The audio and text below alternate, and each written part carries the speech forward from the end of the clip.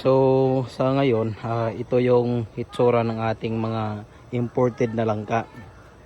So sobrang stress nila dahil galing nga sa biyahe at sensitive nga pala ito sa mga dagat-dagat. Kaya ayun, ito na naging hitsura. Schedule sana natin ngayon na magtanim, pero dahil rin itong ating kamay na-disgrasya, kaya pinagliban muna natin at para rin makapahinga muna itong ating mga langka. Ready na yung ating ginawang preparasyon sa ating lupa at ito na lang yung ating hinihintay na makarecover muna.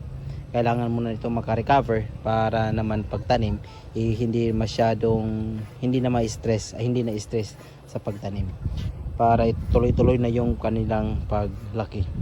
So mga maybe next month itatanim na muna natin